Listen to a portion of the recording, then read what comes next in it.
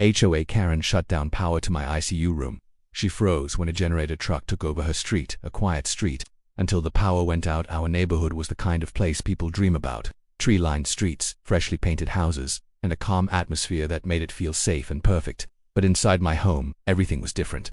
One room wasn't just any room. It was an ICU-level medical setup, built to keep me alive after a serious health emergency months ago. I relied on specialized equipment running non-stop, machines monitoring my breathing, equipment controlling oxygen levels, devices tracking my heart constantly, and all of them needed electricity to function.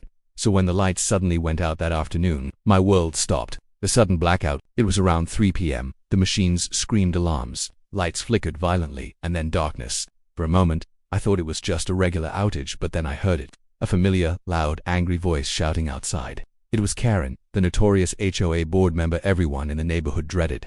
Karen's obsession with my house. Karen had been targeting me for months, not because I broke rules, but because my home didn't fit her perfect street image. My medical equipment required external utility boxes, backup wiring, ventilation units, all legal, all approved by the city. But to Karen, it was ugly. She sent endless notices, demanded changes, and kept threatening to enforce the HOA rules. Even after I explained that this equipment literally kept me alive, Karen crosses the line that afternoon. Karen decided she would act. Neighbors later said she marched straight to the community power panel and flipped the breaker to my house. Just like that, alarms in my ICU room went off. Backup batteries kicked in, but they only lasted minutes. I grabbed my phone and dialed emergency services immediately. Every second mattered. My life was at stake. Neighbors started noticing, people started gathering outside. Karen was shouting, "This house violates HOA rules. That equipment is ruining the street's appearance." Some neighbors were stunned, some recording on their phones. One neighbor finally asked, "Did you really shut off his power?" Karen's response, "Yes, until those ugly machines are removed." What she didn't know was, authorities were already being called. The emergency response within minutes, things escalated. An ambulance arrived, utility trucks showed up, but then came the biggest surprise, a full-sized industrial generator truck, the kind used for hospitals and emergencies. It rolled onto the street, right in front of Karen's house. Thick power cables were laid across the road. The generator roared to life, and my house lit up again. Karen freezes. Karen's confidence vanished instantly. She stormed at the workers. "You can't put that here." A technician calmly said, "Emergency medical power restoration," then added, "This residence has critical life support equipment." Karen went silent, completely frozen.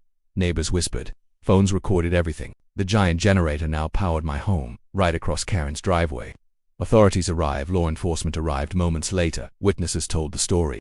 Multiple neighbors confirmed Karen had intentionally shut off the power. An officer looked directly at Karen. "Ma'am, do you realize how serious this is?" Karen tried to defend herself. "I was enforcing HOA rules." The officer shook his head. "HOA rules don't allow cutting power to a home with life support equipment." And Karen had crossed a line. The street becomes a scene the neighborhood watched as the generator hummed. Bright lights, heavy cables, emergency vehicles. Karen's quiet street now looked like a disaster zone. Neighbors confronted her. "You could have killed him." Karen had no reply. The situation was clear for everyone to see. Karen realizes her mistake for the first time. Karen looked genuinely scared. Utility inspectors confirmed the breaker had been turned off manually. This wasn't an accident. It was deliberate, and the consequences were real. The long night, the generator stayed all night. Its roaring engine echoed through the neighborhood. Ironically, the noise Karen hated from my equipment was now amplified tenfold outside her home. Neighbors whispered jokes. Her rules backfired. Karen stayed inside the rest of the night, never coming out. The aftermath: in the following days, investigations were launched. The HOA board held emergency meetings. Some members distanced themselves from Karen. Others resigned quietly. It was clear HOA authority has limits. Cross them, and consequences follow. Peace returns. Permanent backup power was installed. Generator trucks left. The neighborhood quieted down, but one thing had changed forever. Karen avoided everyone, never mentioning my medical equipment again. What would you do? If someone used HOA power against you like this, would you confront them, call authorities immediately, or try to handle it through HOA channels? Comment below and share your story. And don't forget to drop your city and country. It's amazing seeing viewers from everywhere. If you enjoyed this story, like and subscribe for more unbelievable HOA moments. I'll see you in the next one.